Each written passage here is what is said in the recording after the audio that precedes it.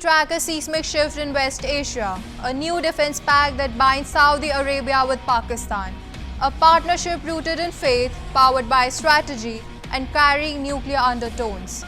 It challenges Washington, rattles New Delhi, unsettles Tel Aviv, and hands Beijing an opening. The balance of power in the Middle East and South Asia may never look the same again. Let's tell you what this means. I'm Vanya and this is the worldview through Bharat's lens. Number 1.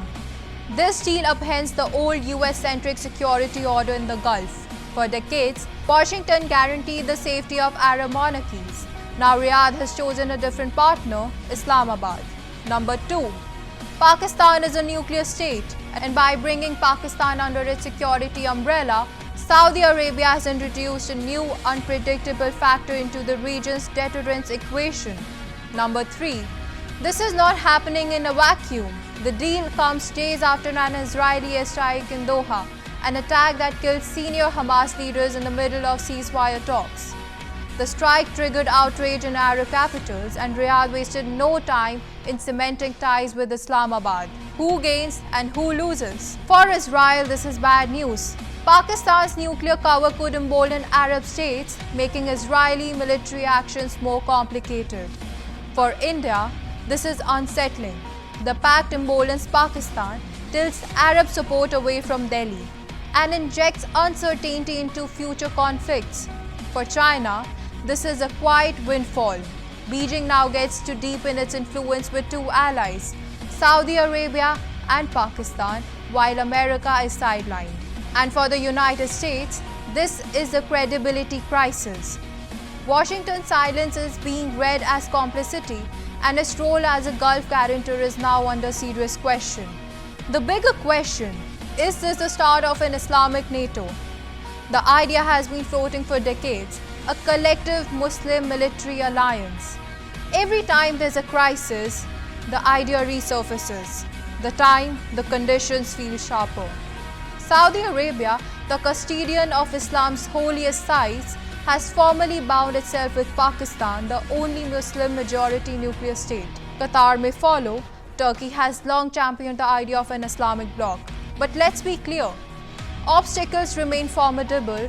Rivalries among Muslim states are deep. Saudi Arabia versus Iran, Qatar versus the UAE, Turkey versus Egypt. These divisions make collective actions fragile. Still, momentum is undeniable. The Gulf mood has shifted.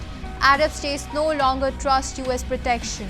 They want real and tangible measures of their own. What about Israel? In recent years, Riyadh has pursued a cautious rapprochement with Israel. Back-channel talks, limited normalization, even whispers of joining the Abraham Accords. But the pact with Pakistan sends a very different message.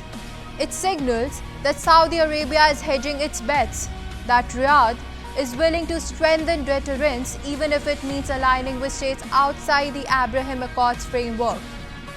Even if it means embracing Pakistan, a country with no ties to Israel and a long history of supporting Palestinian causes. So what does this mean for the region?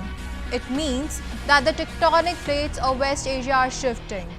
New alliances are forming, old assurances are breaking. And it all boils down to one truth.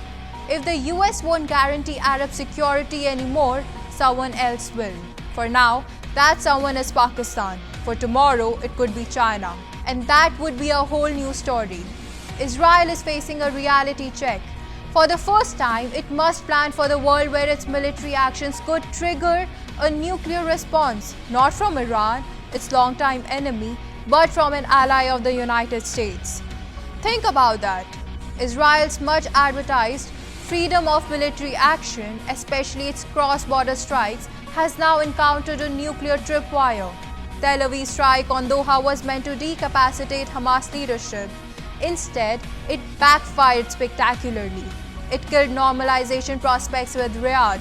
It galvanized Islamic unity, and it activated a defense pact with nuclear implications. From now on, any Israeli strike in the Gulf carries new risks, provoking a Pakistani retaliation, conventional or cyber, inviting condemnation from a unified bloc of Arab states.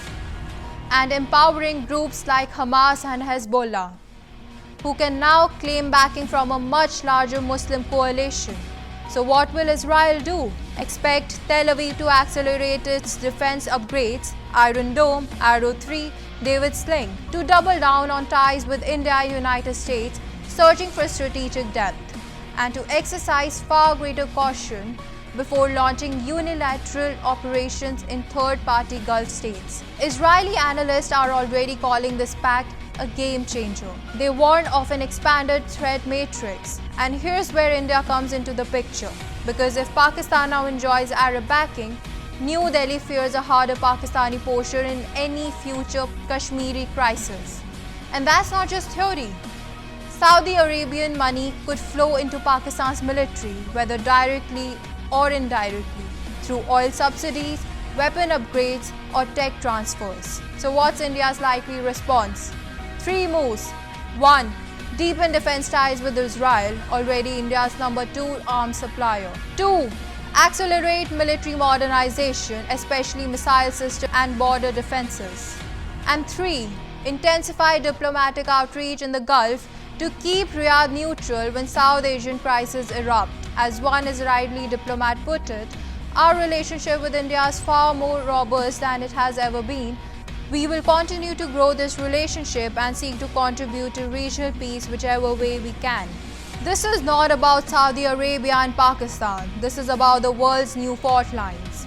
Watch them closely because the Middle East is changing again. So here's the bottom line. This is no ordinary deal.